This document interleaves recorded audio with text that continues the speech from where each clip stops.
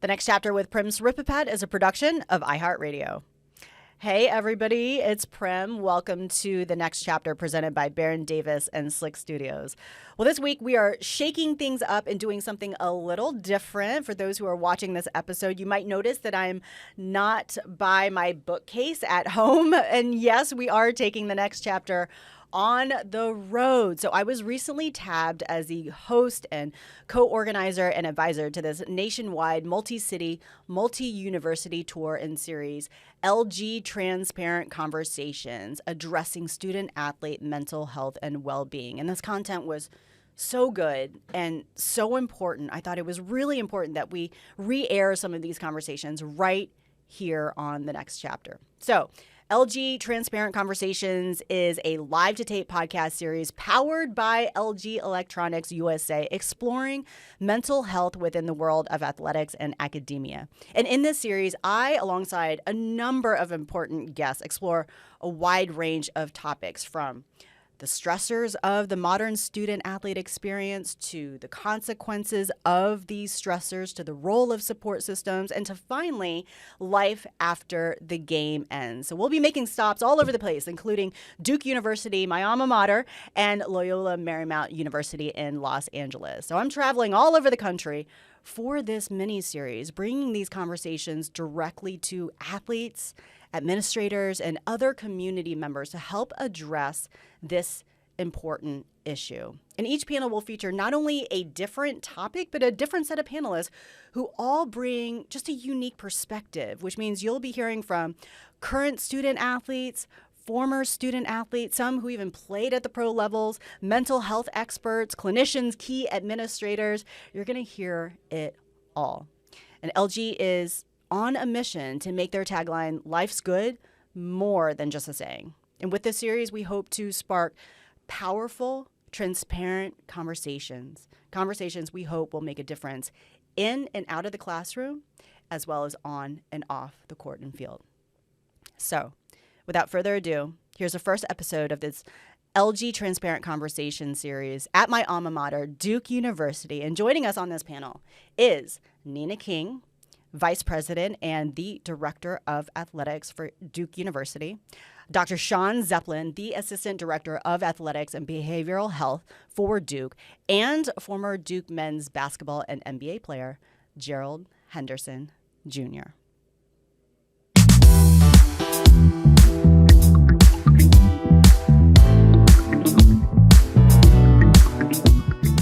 I do believe we are ready to go.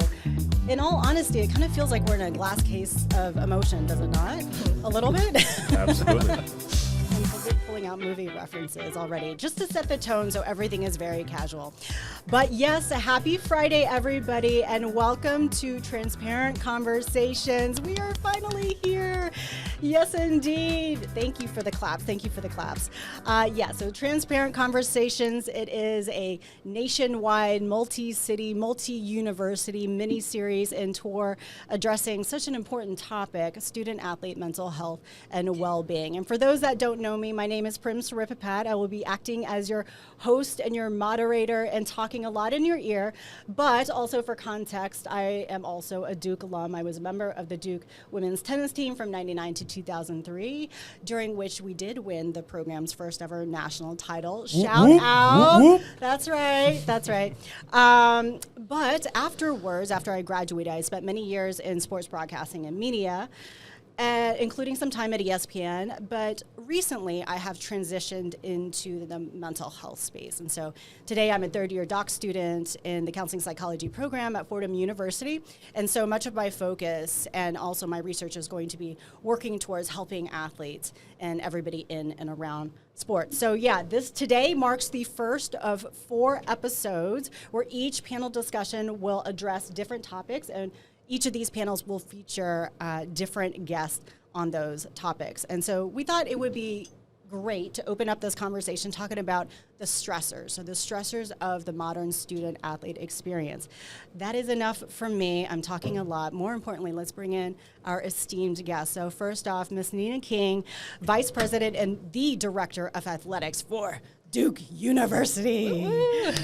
Thank you so much for joining us. I know you have a very jam-packed schedule, so we really appreciate you coming on. And also, I told you before, I want to say it publicly, it's so nice to see you and meet with you in person. And an amazing congrats on your new role as AD. Well, thank you so much. I'm so honored to be here. And yes, we are all busy, but not busy enough to talk about this really important topic that's impacting so many of our student athletes. Awesome. Thank you. And of course, Dr. Z, Dr. Shawn Zeplin, the Assistant Director of Athletics and of Behavioral Health here at Duke. Dr. Z, you and I have had many conversations over the past month. It's such a pleasure to see you here in person, and thank you for joining us. It's so good to finally be here. Like we said, we've been talking about this for what feels like months, but excited to have this conversation and have Duke be the first of many of these conversations. Exactly, yes.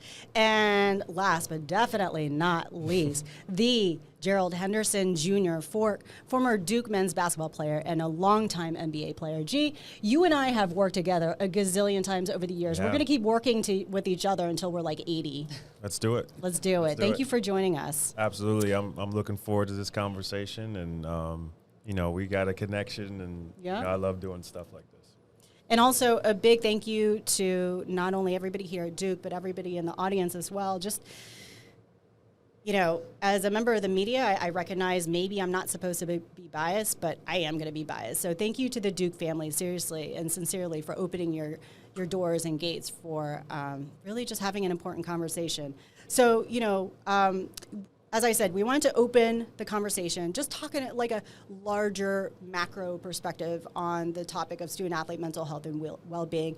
And so let's talk about some of these stressors. Before we dive into that, I want everybody at home and here to really know what both of your all's roles are. And I know that sounds simplistic, but, just to give a little context. So Nina, just your general role. Right now. So as Director of Athletics, I oversee our 27 varsity sports. We have 775 student athletes competing for ACC championships, NCAA championships. We've got 350 full-time employees that support our student athletes as well as Duke Recreation. So the campus rec experience, which includes intramurals, club sports, physical education, and then the Duke University golf course. So we've got a lot going on over here within athletics. And of course, we're encapsulated in Big Duke and Duke University. And, I think a lot of times you'll hear athletic directors say athletics is the front porch of the university. And so we love to draw people in via athletics and then to explore the bigger university. Amazing. So you're not busy at all? At all. Awesome. Great. A lot of free time. Cool. And Dr. Z, how about you? What are your day-to-day routines look like and your responsibilities today? So the day-to-day is overseeing the provision of the mental health services for our student athletes. We have a staff of 3 full-time psychologists here, so really have grown the services, under Dr. White and now under Nina to make sure that, we've got, like Nina said, we've got 775 student athletes, and they're each going through their own journey while they're here, and we're here to support that on a day-to-day basis and make sure they have what they need to be successful in the classroom, athletically, personally. Fantastic. Right. So you're not busy either. And then Gerald, I want to ask you, I know you're doing many, many other things, including real estate today, but when you look back on your collegiate career, what was your role? What was your level of responsibility coming in? I left here in 2009. I think the biggest kind of badge literally that I held on, my shirt was being the captain of the men's basketball team. That was, a big honor for me, especially at the university that we're at. And I held that high. And obviously as a student athlete, you got to, take care of business in the classroom. But, just like Nina said, we're competing for ACC championships. We're competing for national championships. So it's a lot of stuff to handle all at one time. But, it's all an honor in doing it at a place like this. It is. It's a responsibility, a lot of expectations and pressure, but with that comes pressure. And I'll steal that quote from my mentor and somebody I really look up to, Billie Jean King, who talks about pressure is a privilege, and it really is. And of course, it can manifest in different ways and affect people differently. So let's dive into it. Dr. Z, I just want to go to you first. When you think about all the stressors that really impact student athletes, just to name a few, what comes to mind? Well, I think, we've got to look at them not just as student athletes, but they are, they're young adults and they're dealing with the same issues that every young adult deals with. So, just starting with college is a time of transition. So, being away from home for the first time, having to figure out who you are as a person, separate from your family, and that is a great process. And at the same time, it comes with stress. It's a lot of change in your life, and really helping them just navigate that.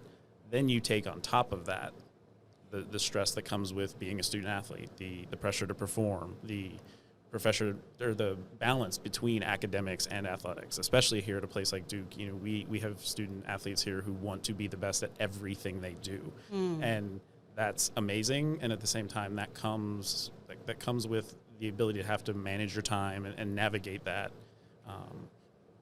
which like you said, there's pressure there, but it's also, it's a good thing. It's what helped get them here. I say to our kids all the time, you wouldn't be here if you weren't good at handling pressure and you didn't respond to it. It just takes it up another level while they're here. You're so right. It's like that dual aspect of that responsibility, because in many ways, I guess it could be a little bit easier if you just go and you're like, I'm just going to focus on academics. I'm just going to focus on sports. But at certain institutions, and certainly Duke is one of them, where you're like, wow, I'm really going to try the best in all the worlds. And so, Nina, just to kind of get your open and general thoughts, when you think of some of the stressors that impact student athletes today, what comes to mind? So this podcast is 4 hours. Depends how much time. I'll sit here for 4 hours if you have it. I mean, they're just, I make light, but there are just so many. And so, we've talked about the academic and athletic balance. And of course, we want to be great at both. And we are not shy about wanting to excel here in the classroom, and competitive success we want to realize here, of course. But then you kind of add everything else onto the desire to be great on those two things, which is enough, but to have a social life and to make friends and the transition. And then you kind of add some of the uncertainty in college athletics that we're experiencing right now, which a lot of it is kind of big picture and more broad, but you bring it down to a granular level where the student athletes are being impacted. NIL, it's a great thing, but my goodness, the time that it now takes for student athletes to focus on making money, on building their brand and everything that goes into that, and then go study for the chem exam, and then go compete, on the field. It's just, there are so many different things going into a college athletics experience now, which I think, there has been a lot, but now it's just manifesting in different ways, and the pressure that we're seeing our student athletes under is really, it's a lot. Yeah, it really is. It's funny. I feel like there's so many more opportunities for student athletes, and yet with those opportunities comes even more demands and even more responsibilities. I was talking to another coach separately, and that coach was saying that today the student athletes their schedules are so packed, and oftentimes student athletes today have more resources, but again, those resources, it's like, oh my God, I got this meeting and these people to meet with, so it's quite overwhelming. So Gerald, when you reflect back on your experience, time, school, basketball, social, leaving home, what stands out to you about some of the stressors that really impacted you? When I was at school, you just mentioned social, so social media wasn't a huge thing. Right, but now it is, and I can only imagine if I had to deal with somebody talking about me, how I was not playing well maybe in a game. My freshman year at Duke was one of the worst years we've had here as a basketball program. We lost 12 times, which is like historical, right? And we'd hear stuff on ESPN and hear stuff other places, but with social media, there's so many places. For people to talk about you and stuff like that. And it's just, I can only imagine it's challenging for these young guys. But, for me, I think the biggest thing is, when I was here, just focusing in on what I was doing. Basketball was so important to me. I getting better was so important to me. Doing well in the classroom was important to me. Just something that my parents instilled in me. And I just focus on that. You can't control the outside stuff. And it's a lot going on, especially, being on the basketball team, going to class, having to study and all that stuff. But it's like you said, it's a privilege to be able to do it here. So I went to Episcopal Academy in Pennsylvania, and it was a similar kind of atmosphere. A lot of expectations on young student athletes, and so I was kind of groomed for that. And when you come to college, it just goes up another level. Mm-hmm. But it's all part of being an adult. You learn some of the pressures of being an adult here, and it prepared me to take that into the professional level and do things at a higher level there too. Yeah, absolutely. Thank you for sharing that about your freshman year. And that brings back memories, maybe not great memories of my performance as a freshman. And I was reading an article just kind of in preparation for this and just reading up on some of the literature that's out there. And I don't know why, but I had completely forgotten the aspect of like athletic performance as a stressor. Like that seems the most obvious thing in the world. But to share another story, in my freshman year, there had been Lindy Brown, our communications, one of our communications employees, has been here forever, but I always get this stat wrong. But we had something crazy like 13 ACC consecutive regular season titles and ACC championships. And my freshman year, that group, we did snap that trend, and I was out there on the tennis court, and I choked my match. I was up 6-4, 4-3, and I just felt like the weight of the pressure and the world, and all I could think about was like, of course I want to make myself proud, but I want to make my coaches and my teammates. And of course, like, I didn't want to let my Duke family down. And so, that athletic performance is such a huge part of it. But Dr. Z, do you have any thoughts as we're kind of sifting through and really trying to pinpoint all of these different stressors? Yeah, I mean, the athletic performance side can go so many different ways. I think for people to get to this level, to be this elite, you have to work at your craft, and you have to, embrace that pressure. And a lot of times, especially from like an emotional standpoint, what we see is, especially pre-college, sport was the way that people dealt with stress. It was, I'm having a bad day, I'm going to go get some shots up, and that's how I'm going to get it out, and I'm going to go hit some balls and really work through that. And then you come here, and because that pressure to perform becomes a whole new level. I mean, especially now where everything is broadcast, it's on TV, everybody's watching it, everything, and it becomes a stressor, maybe for the first time, where it's not just a place where I can go and get it out, it's a place that's also going to add to that. And there really is that athletic pride of like, I want to do well all the time. I've got all these people supporting me, watching me, and again, all a great thing. It's a great thing when things are going well, and it adds to it when things aren't going well.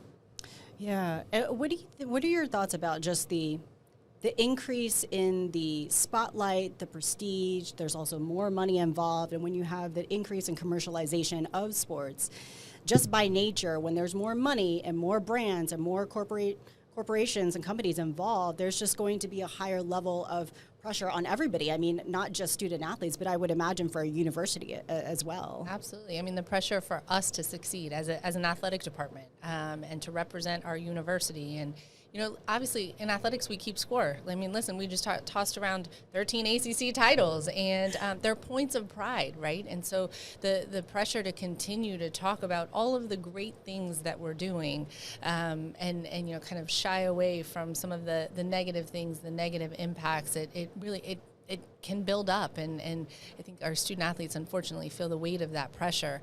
But like you said, I mean, there's a lot of money being thrown around because we're successful. So then we need to stay successful, and how do we keep the momentum, and how do we keep the success?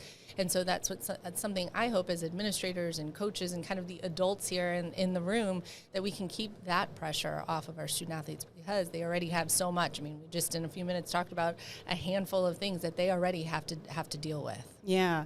Yeah, so and just to give everybody context, especially those that are in our audience, about like the general overview, and also our listeners at home, the reason why this opening conversation is so important is because now we can create this discussion about the cause and effect, because if we don't know where the stresses are coming from and what could potentially lead to some consequences or even mental health implications and consequences, right, then we're not gonna know how to address it. So just kind of listing out some things. Dr. Z, you mentioned just the transition, leaving home. That was a big adjustment, for me. New academic responsibilities, new social environment and demands, new physical surroundings, new living situation, new coach and new teammates, injuries. That's a big thing, right? Travel, NIL deals, issues on the team, maybe with a coach or other teammates, and having to balance all of this stuff out. So when we kind of like sum up all of these stressors and really list them out, what comes to mind about what do you think gives student athletes the most trouble? And anyone can chime in here.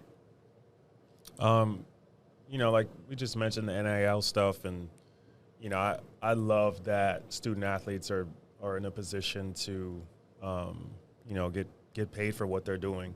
I think that it's an awesome thing. However, it can be a distraction. It can be a situation where you lose sight of why it's there in the first place. And, the biggest reason it's there is because of their performance on whatever field or court that it's, that they're playing on.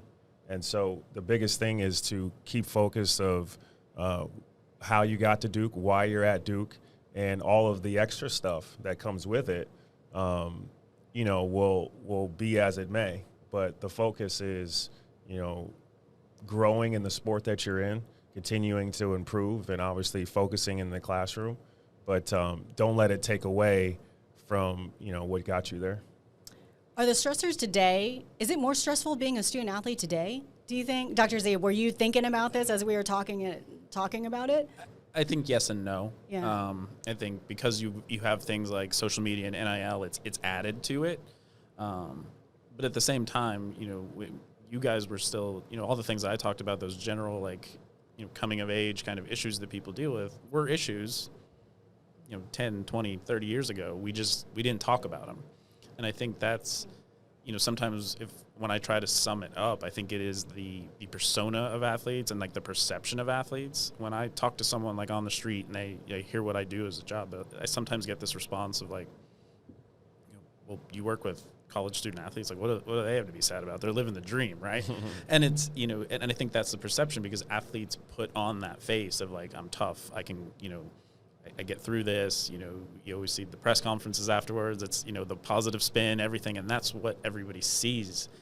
And you start to live that. Like, I'm not going to talk about any of this stuff. I've got this. And so, I think that's always existed. Now it's just, there's more opportunities for that to be public facing and add to the stress.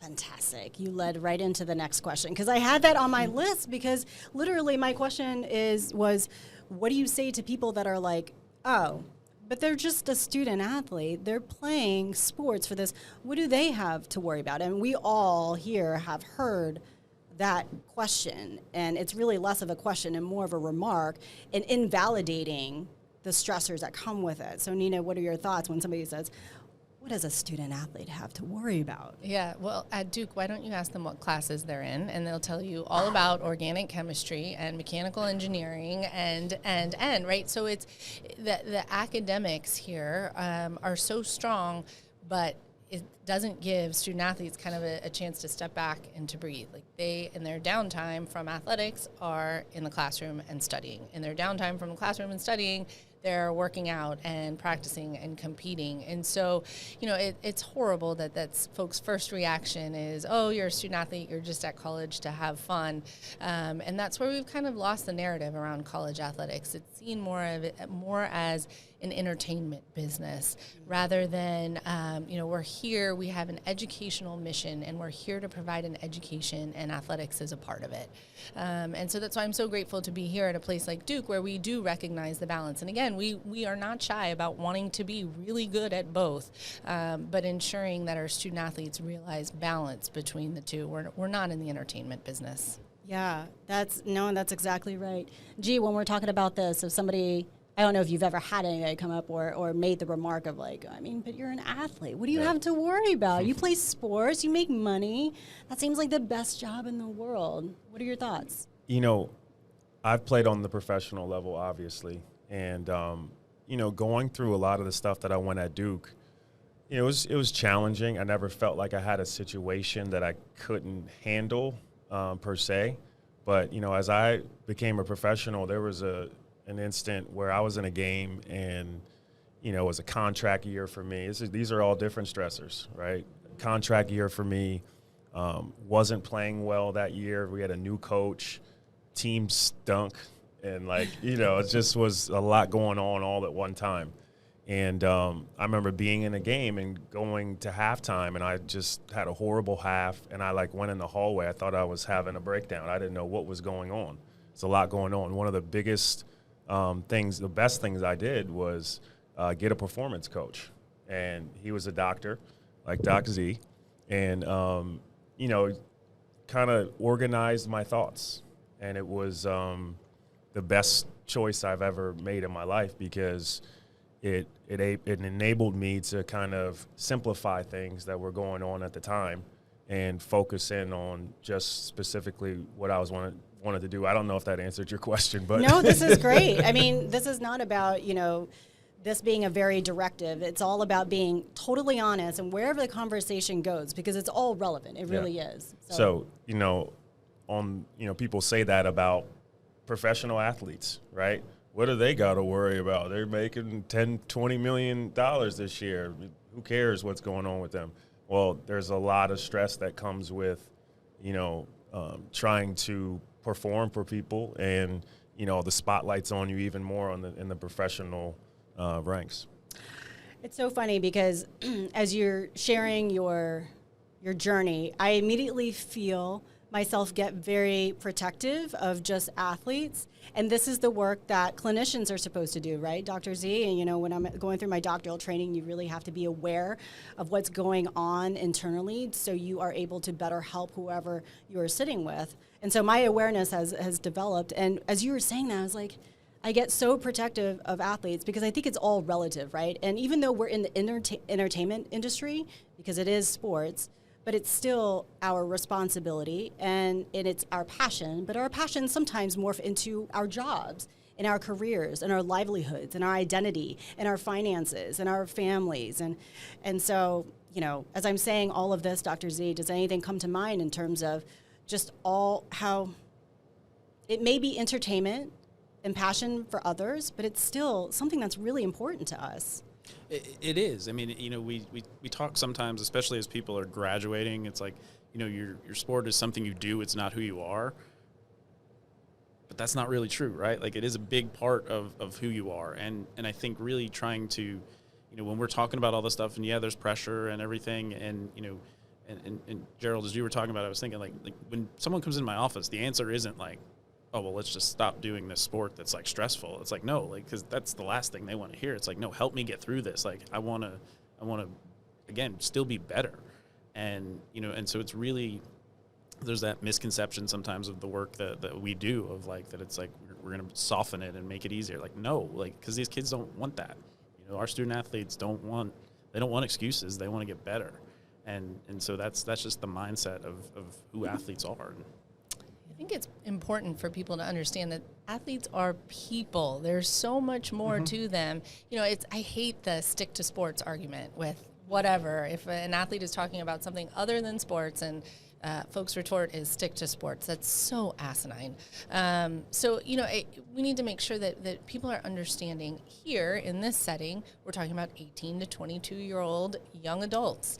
And they've got families and, parents, siblings, and they're representing obviously Duke, but themselves as people and where they come from and their stories. And so I think it's really important for all of us to understand who they are off the court, off the field, and really deep dive into their story. I could not agree more. I mean, the shut up and dribble saying is, it's disrespectful. It's, not a comprehensive view. Actually, I would say over the past several months when he was on First Take, our Duke alum, J.J. Redick, went off on a rant. It was a fantastic, and he did it in such an intellectual, thoughtful way, just like, I was like, no, I'm not going to shut up and dribble. And, of course, his podcast, which is, one of the most popular sports podcast out there speaks for itself. But yes, I mean, I think, Nina, that makes such a great point. And this is what it's all about, right? Is like really taking down the facade and stripping this down. And that doesn't mean that when we recognize that athletes can be, or they are human and they're people, that doesn't mean that they can't still at the same time perform at a high level. So, Gerald, when you think back to your college experience, were you ever thinking about like, hey, I am a human being, I'm a person? Did that come to your mind, or were you just really focused on? Well, like we've mentioned before, Duke is always in the spotlight, right? But, you almost, at least back then, like you didn't have time to slow down and kind of think about these things. I don't know if there was a Doc Z back in 2006. I don't know if that really existed here. So not, many people to talk to other than your teammates. One person I would talk to often was my mom.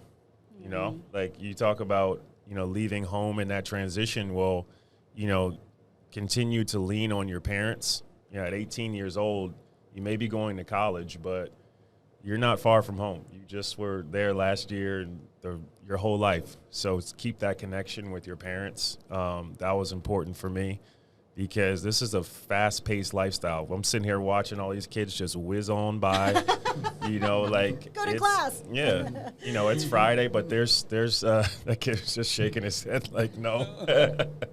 But look, it's fast-paced. There's a lot of stuff going on. You're gonna go from class where you're thinking about geometry, whatever it is, and then you're running from there to go right to practice, and then right after practice, you may have study hall. Like, even if, practice was some traumatic situation for you, you don't got time to think about it. Yeah.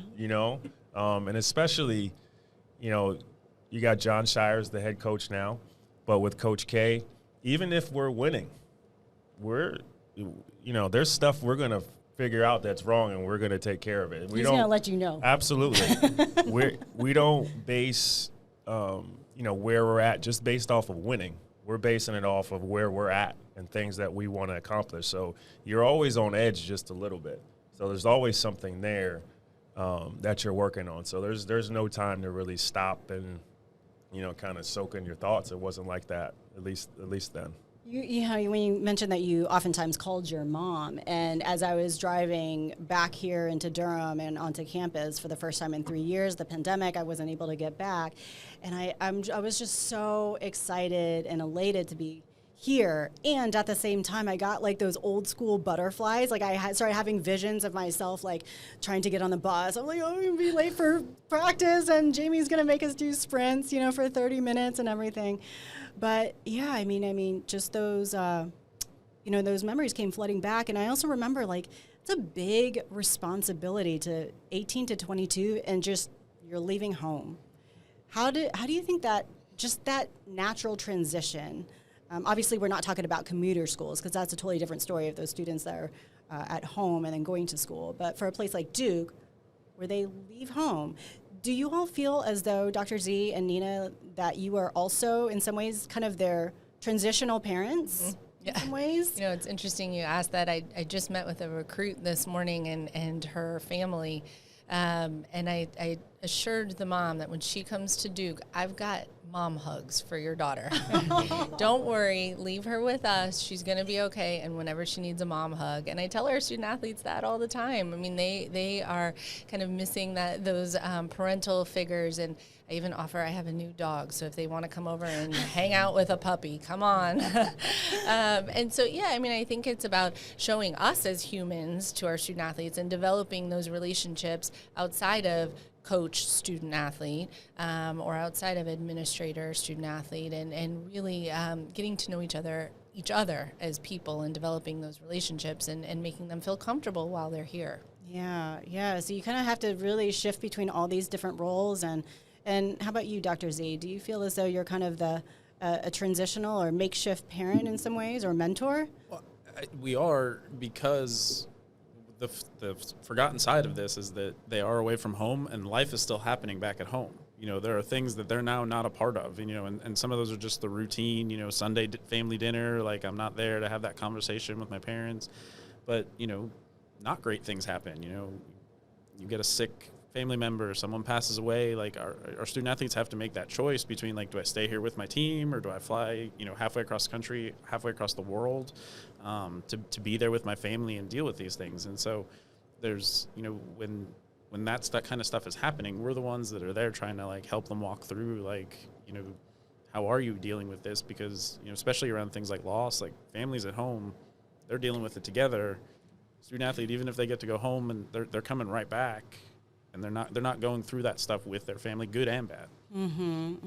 That's a really good point, and something I hadn't really thought of too, because you're right, now they have two different worlds almost kind of going on simultaneously. So you're right, if something happens, especially with the pandemic, a lot of student athletes or just students in general people in general experience a lot of loss. Much of it due to COVID-19 and other physical issues. People lost their jobs as well. So you have all that kind of going on in the backdrop. And so, obviously the general bigger topic is just student athlete and mental health. Nina, in your role, Kevin White always called you a natural leader. So how do you lead in a space such as mental health, one that is so relatively new and ever evolving?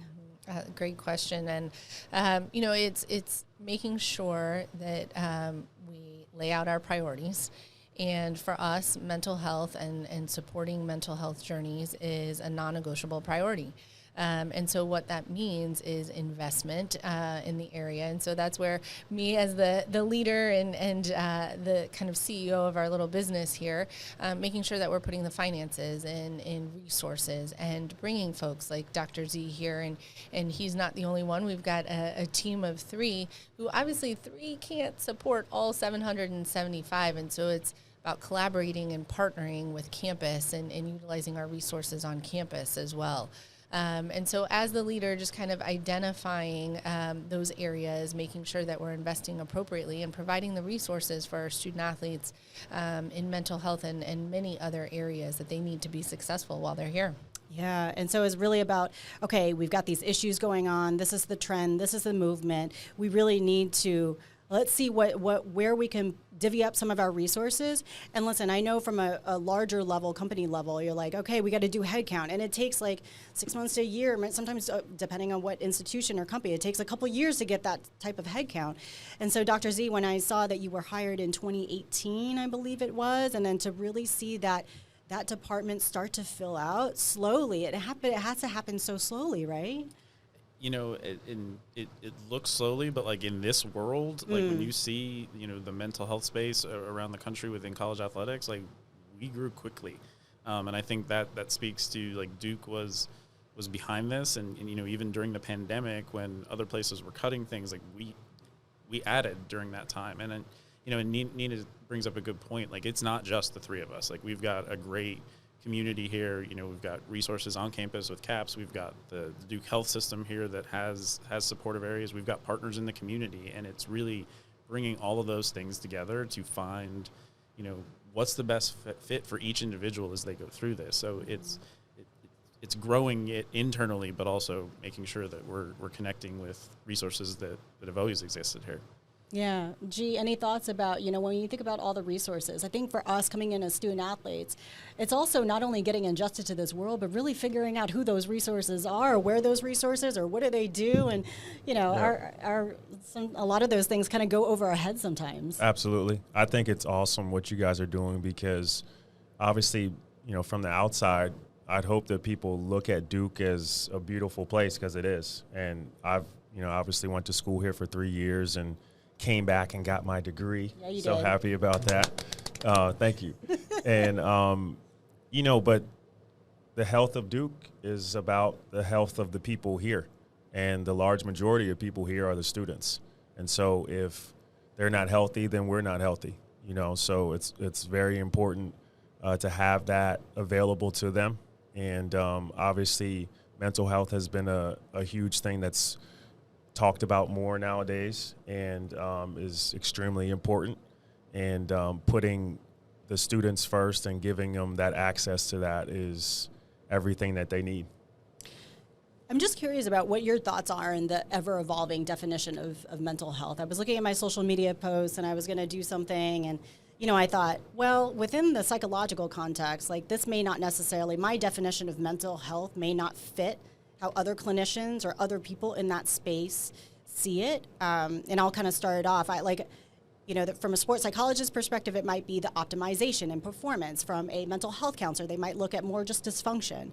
But do any of you have any thoughts about what mental health means or should mean? I mean, I think starting to get people to see it more like on a spectrum, right? I think, to your point, Prim, like we see this like optimizing performance. Like every one of our athletes wants to do that, and getting your mental game to that level is another edge that, we focus on all the physical training, nutrition, everything. So that piece is just everybody wants to get better at something.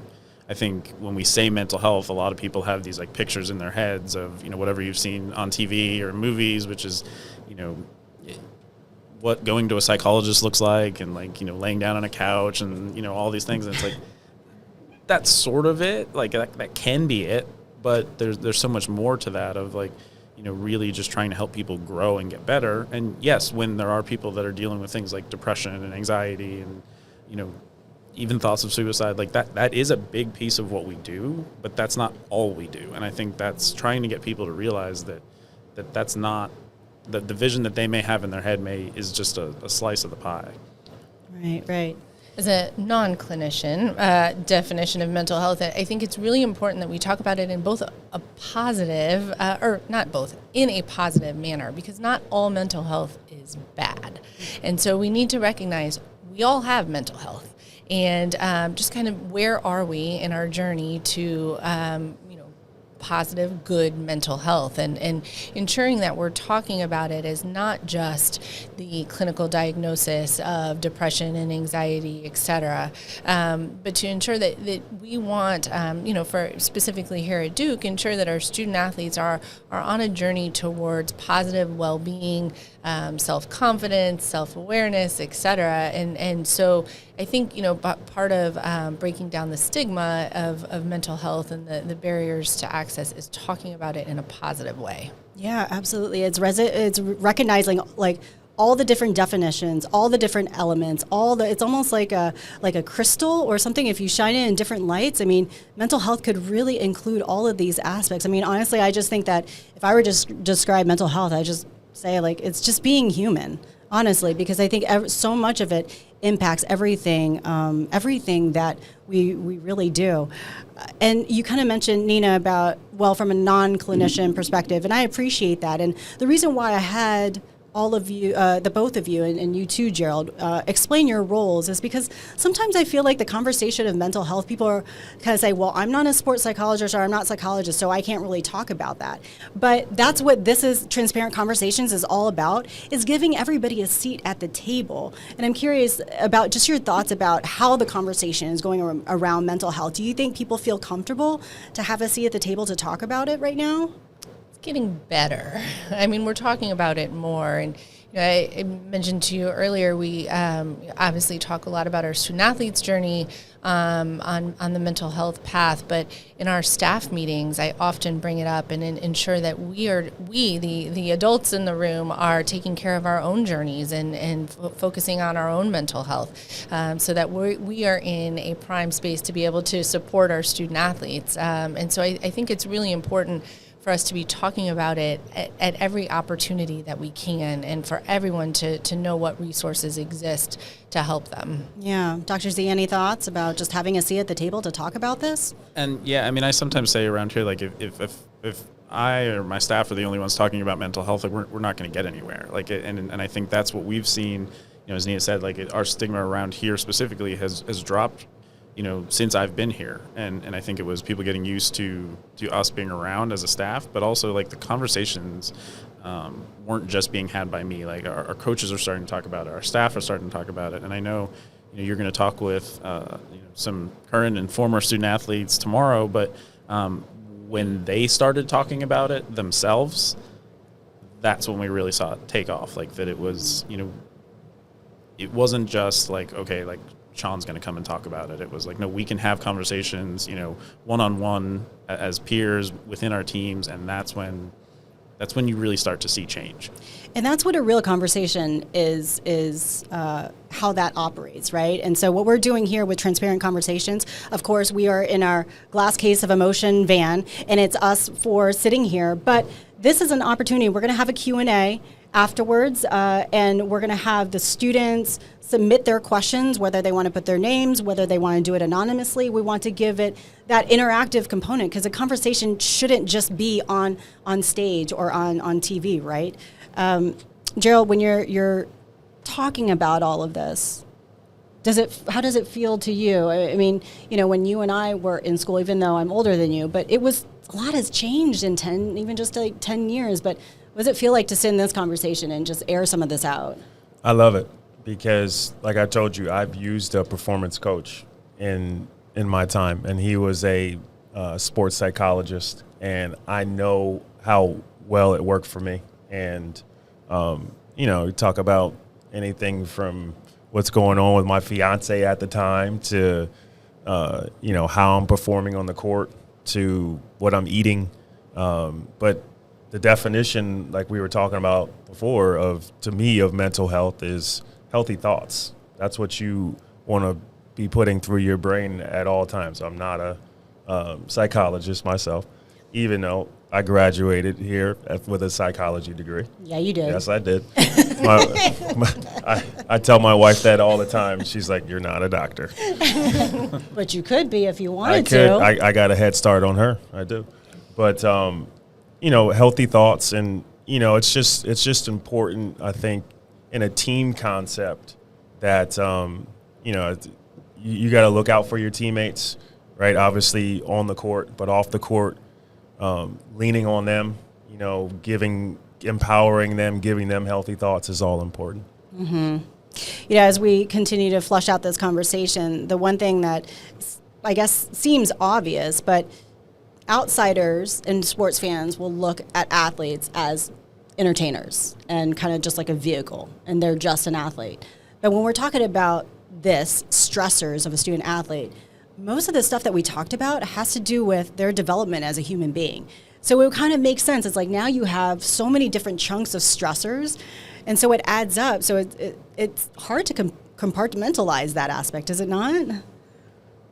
I mean, it's one of those things that we talk about all the time, right? Is, when you're out there, like, you leave everything else behind. That's great until it's not, and I think that's, and helping people understand that like, sometimes you sit at a game and you'll hear somebody yell like, "Oh, what's wrong with you?" It's like, do you really want to know the answer to that question? Because they got a lot going on, right? Mm-hmm. And it's like, but we forget that because we see people as, as entertainers, and you forget that, like, they are, at the college level, professional level, like, they're people, and they don't. I think athletes are really good at compartmentalizing and turning things off, but they're still human, and it's not going to work all the time.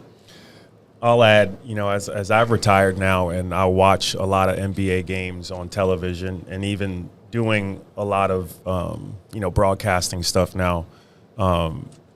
You turn on the TV, let's say the Hornets, now I live in Charlotte, the Hornets, or let's say Duke's playing, right? You turn the game on at 7 o'clock, you see them warming up, and you expect this performance, right? You expect them to play well. You expect a good game. And people just don't know everything it took for them to get to the floor. Yeah. And everything it took for, them to look good out there or look bad. Like maybe they don't have a good first half. Well, what's going on with them? Well, live one day as a Duke basketball player. Yeah. And there's just so many things that go into the players showing up there healthy, physically and mentally, and that the normal viewer just would not understand or even think about. So it's tough to put judgment on anybody, obviously, if you don't know what it took to get there. As you're explaining that story, it made me think of, it sounds similar to when you and I were sitting down for the next chapter and you're chronicling all of your injuries and surgeries. Mm-hmm. And it's like, oh my gosh, so much goes into it just to get back onto the court. And so, Thank you for sharing that. And I guess the question is, how do we push this conversation forward? And more importantly, how do we create empathy? Empathy between, and start to chip away at this wall between everybody else and the athletes, you know? I think this is a great start, right? And we're having the conversation, and it is a very open and public conversation, and we need to continue to have the conversations. But it's interesting as I kind of think about how we started here. We talked about all the stressors and all the issues and challenges around mental health. And that's great. We need to keep talking about it, but we also need to be following up the conversations with solutions and talking about, the resources that are available here for our Duke student athletes. And we're so lucky to have Dr. Z, but to continue to highlight the work that he's doing and how he can help with solutions for our student athletes. But again, to kind of re-hammer the point we made earlier home, it's not just Shawn and his staff, it's all of us. It's our coaches and our administrators and frankly our university community to really be aware, educated and aware of mental health and the conversations that are happening. That's such an amazing point. And I think that says so much about your type of leadership, and also that's representative of Duke, is really accepting, hey, you know what, I have some responsibility for this and the mental health and well-being of the student athletes, even if I'm not a clinician or whatever. We all kind of have a role. So Dr. Z, how do we push this conversation forward and continue to create more empathy on this topic? I think it's the small things. It's changing the way that we talk and react to these things. As you were talking earlier, and we were talking, what's the definition of mental health? And when people say I'm going to work on my mental health, sometimes that first reaction is oh, what's wrong? But if someone walked up to you and said, hey, I'm going to work on my physical health, you'd be like, great. What? It's just subtle little things like the way we act, react to those things. I worked with this student athlete. And this was a long time ago. This was a different school, and I remember one day, we had worked together for 2 years. She came in, she was working on everything. It was optimal performance, it was great. And one day we were I was walking through the building. I was talking to one of our staff members who, again, not here. And she was the sweetest woman. Everybody loved her. And the student athlete comes up to me and is like, hey, I need to reschedule my appointment with you. This is very publicly, but she was totally comfortable with it, didn't think anything of it. And the staff member was like, oh, I'm so sorry, I didn't realize you had stuff going on in your life. And I was like, that kid came into my office the next time. I was like, is there supposed to be something wrong with me to come talk to you? And I was like, no. And she's like, well, I never thought of it until, and it's just little things like that. That woman was, again, everybody loved her. She was super sweet, but just that way that we're programmed to talk about mental health, and to see someone going to see a psychologist, we've got to be better at not having those reactions and seeing it as oh, it's a bad thing. Yeah, because it's not. I mean, listen, I say this all the time. It's we have teachers in school, we have coaches for sports, we have financial advisors for our finances. Why not have somebody that's going to help us in our general life? And I've been I've had my therapist for 10 years, and it's amazing. I mean, she's impacted so many different areas of my life. And she even helped me when I was doing my professional tennis comeback. So that's kind of even a good point of the person doesn't even have to know about that specific area or domain to really help somebody. So as we kind of wrap this up, we have a lot of student athletes and a lot of people listening. So the final question I'm going to ask you, we're going to let Nina go because she has many responsibilities, and then we're going to do our Q&A. But there's a lot of students out there listening and really trying to figure their way out through college.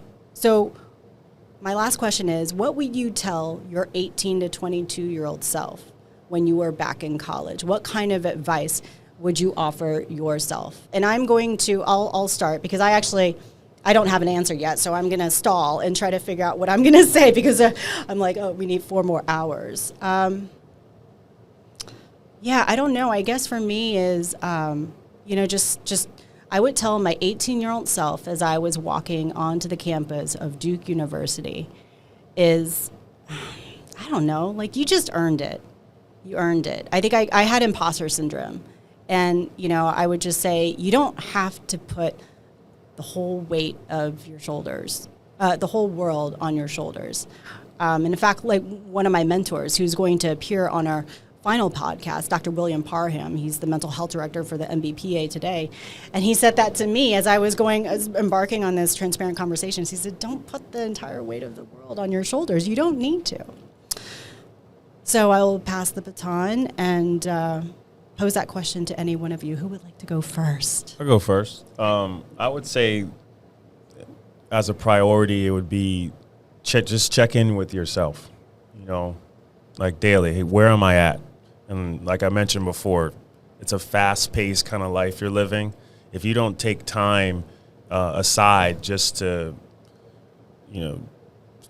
think about where you're at, but then also, like, go hang out with your friends. I don't know what college kids do now. I know for our schedule back in the day, it was just a piece of paper that you carried around all day with you, but put on your schedule on your phone if you do it now. And it's like, as a professional now, entrepreneur now in my life, if I don't put something on the schedule, it's not going to happen.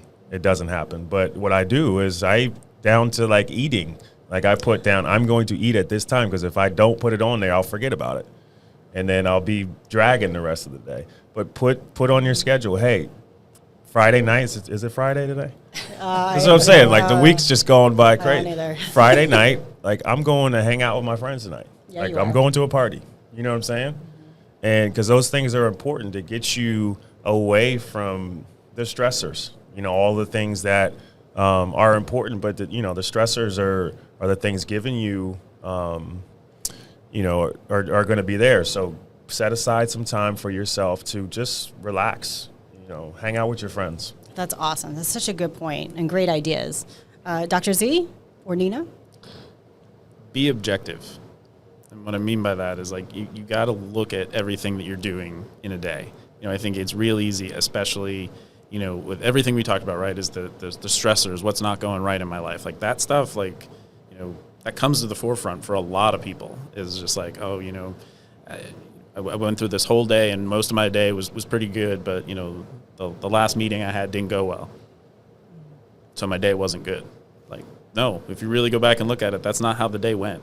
I think we're naturally programmed to just focus on the negative. And if you really look at your day and, your weeks, there's a lot of good things. There's also a lot of things of, like, I just did what I was supposed to do. I check the box. Like, that's a lot of that in our lives. But we're not always objective. We focus on the negative, and that throws us out of balance, and that's not really what's going on for us.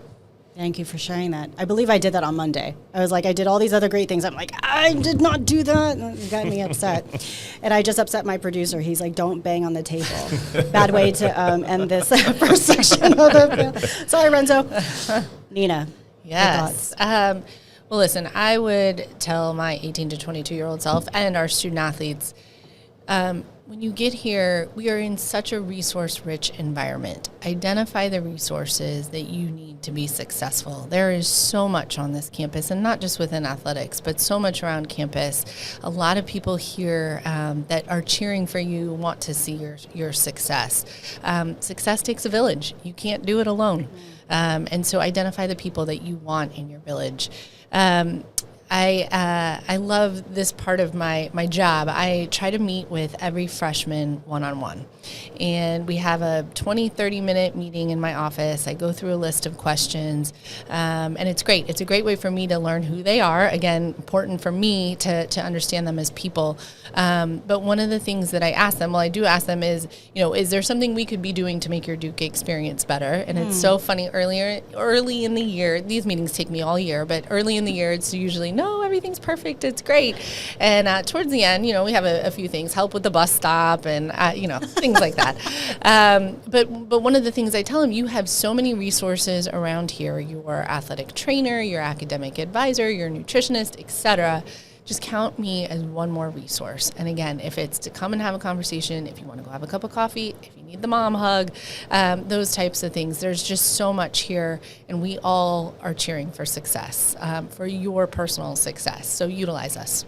That is awesome. That is also very time consuming that you meet with every single student, freshman student athlete. I'm like, wow, that must last like 2 years. No, it's the best. It's my favorite days are when I see on my calendar I have like 6 meetings with freshmen. We kind of jam them in, but it's the best. I'm about 65 in on the way to 150. So wow, oh my gosh. Well, this has been such an amazing conversation. We're going to take a brief intermission to give everybody a little break and also to give our panelists a break, specifically Dr. Zeplin and G Money over here. But Nina, also, thank you so much for taking the time and opening your doors for all of us and our awesome, crazy van to come in here and talk about such an important topic. And as I said to you before the panel, again, I haven't gotten a chance to say, but just congratulations on your position as AD for the Blue Devils, because it's so cool to see not only a woman in a position of leadership, but a woman of color as well.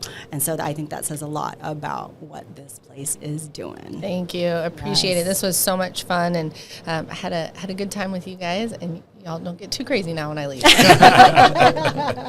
All right, we'll take a quick 5-minute break.